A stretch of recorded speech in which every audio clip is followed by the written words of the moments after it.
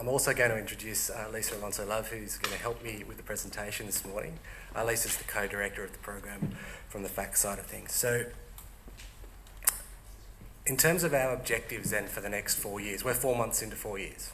Okay, so success for us looks like, first of all, three things. It's mitigating the current situation we have, so it's making sure we keep what we have going, making some small enhancements which we don't need your help with, and getting to a point where we get to replacing our core systems, particularly KIDS, but we're going to go into more detail. KIDS is our case management system at the moment. That we also make sure everything Simone just talked about, technology plays a role in influencing that.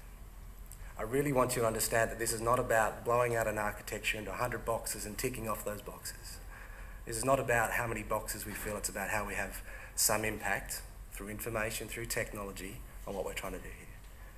So the second point is about a new set of systems, a new ecosystem of solutions that help FACTS work the way it needs to work with partners, for clients.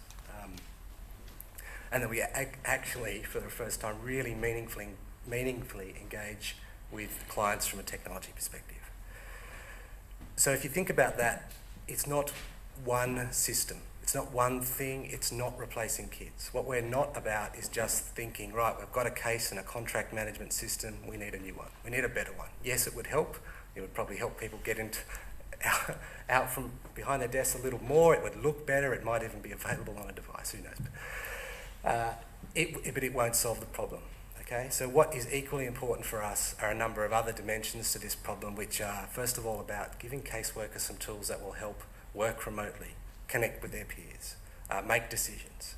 It's about formally collaborating with our partners. So, we struggle to even do connectivity at the moment, let alone collaboration on cases or do things really robustly. And thirdly, better analytics or better decision-making tools around the caseworkers themselves, yes, but CSCs in terms of managing demand, in terms of managing risk and worrying about those situations, for predictive analytics. So mandatory reporting just comes out of that. We do mandatory, not mandatory reporting as in reporting to the helpline, but we do the government reporting quite well.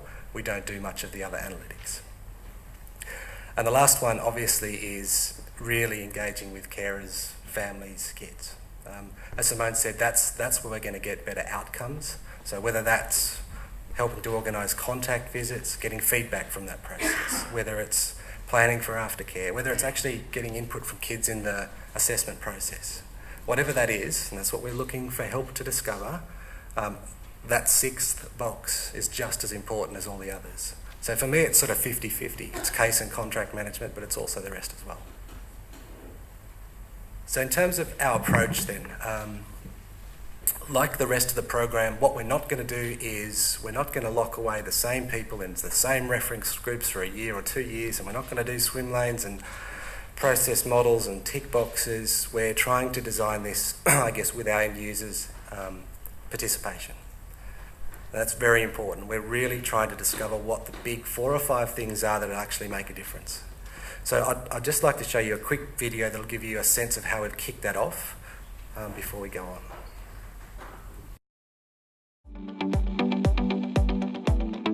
The Safe Home for Life program is really a combination of things. So today we're focusing on the IT component, which is really our opportunity to completely rethink what our IT ecosystem looks like. We've got caseworkers and managers of casework, a mix of policy staff and program staff, people from Sydney and more regional areas, as well as people from outside FACTS helping us to do the design. It's about kind of gathering requirements and saying we're not going to do that in a terribly boring, dry way, do it differently, but with a business perspective in mind. We're trying to use this process as a way not of just setting out a whole bunch of requirements, but actually to prototype, to hack out, if you like, the first draft of some solutions that will actually be built into the very near future. There is a pipeline, as they say, of very buildable solutions here. This is exactly what I think we were trying to get to.